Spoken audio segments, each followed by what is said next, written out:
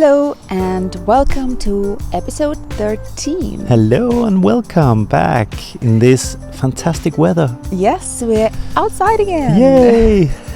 We didn't spend much time inside, and actually this is just the beginning of April, and we're enjoying the sun and the warmth. Yeah, It's exactly. huge.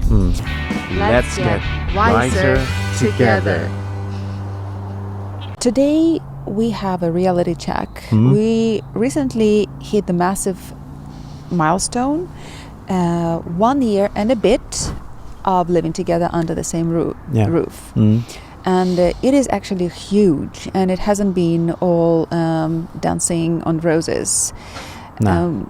We didn't have the fairytale scenario of magically blending into this one organism. No.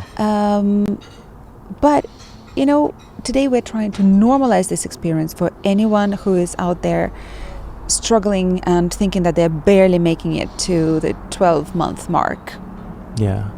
And if this was an Instagram picture, you know, we would be doing the FaceTime or the selfie. Yeah. And just look at us, how happy we are.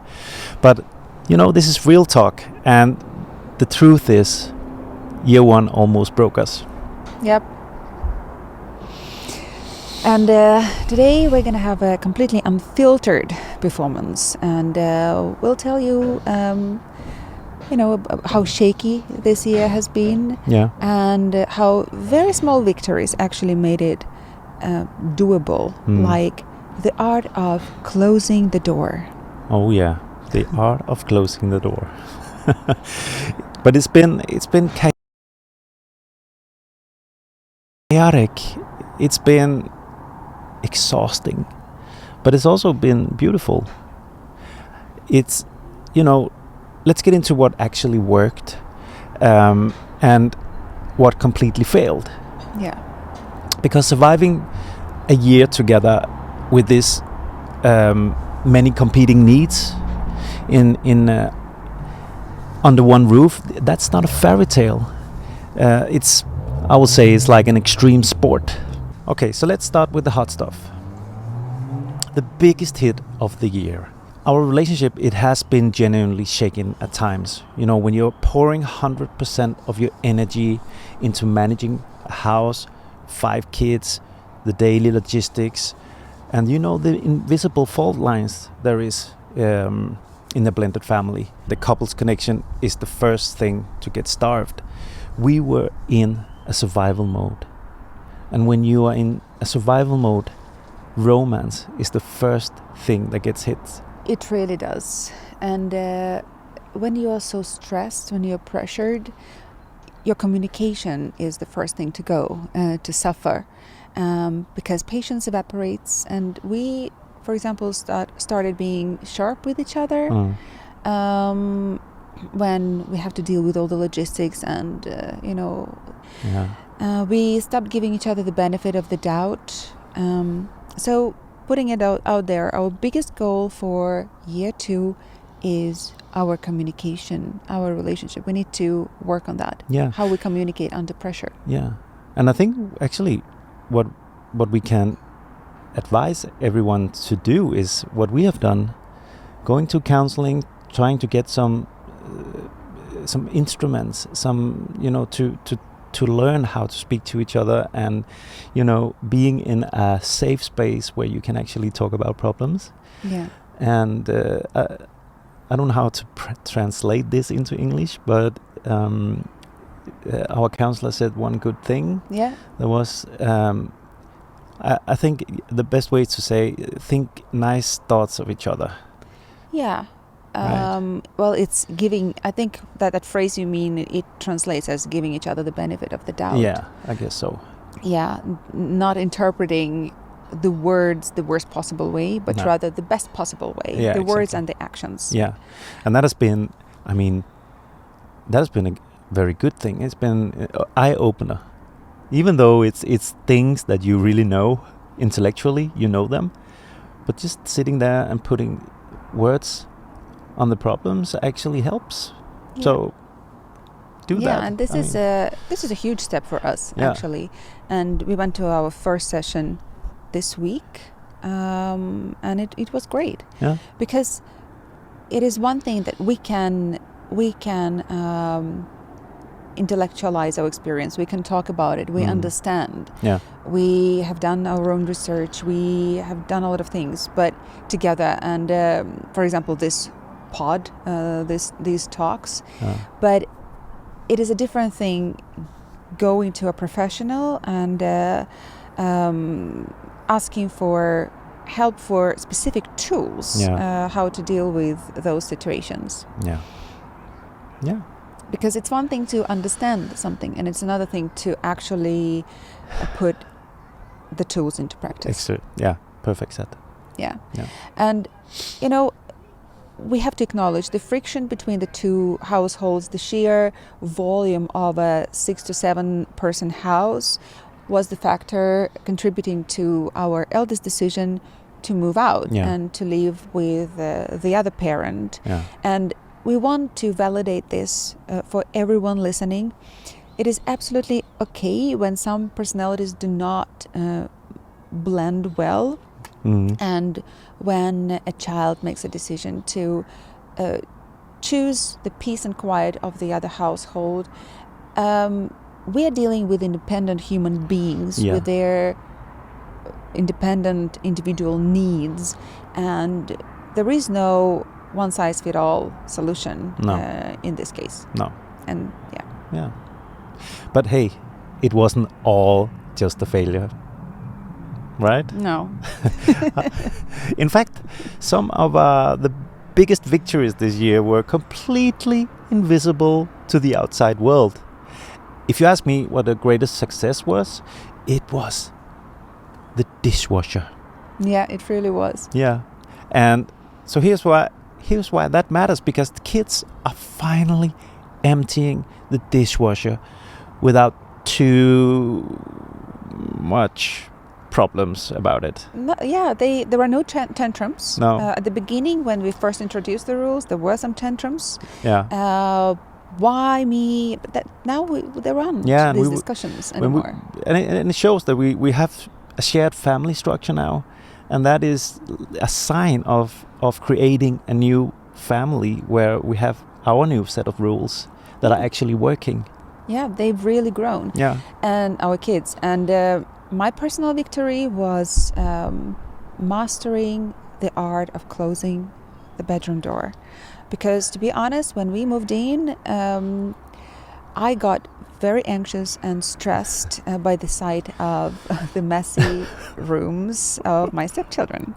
Yeah. And, I can tell my own kids, my biological kids, that they should clean the rooms, but you don't have that freedom to criticize your stepchildren. You want to be on good terms with them. You don't want to be the moralizer, the educator all the time. No. So the stepmother. The evil stepmother. You don't want to be that. I don't want to be that. No. But I still had a feeling of losing control over my own household and its standards, and I was so stressed sometimes. At some point, I realized I have to drop the rope on certain things, and the messiness of the rooms was the most important thing, actually. Yeah. And I was getting stressed because you were stressed, because I don't want you to be stressed. Yeah. So I was like, always, come on, you need to clean. But that also, if we look at the long run, it also made an impact on my kids. Yeah. Because now they are starting to clean. I had conversations with them about how it is helping them to, because one of my kids, the middle kid, she has ADHD, and for her it's such a big difference if she comes home to a clean room. Yeah, she has come to realize that it actually helps her. Yeah. So she can find things. Yeah, she can find things. She starts to do it on her own.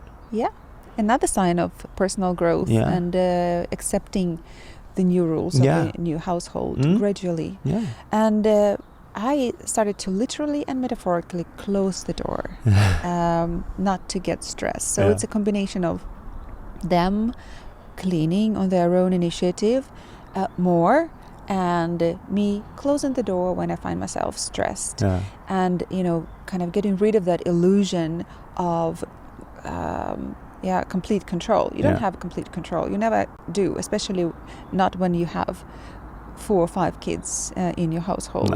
No. And but there's also another win I think we should talk about, and that is the watching the organic bonds develop between our kids.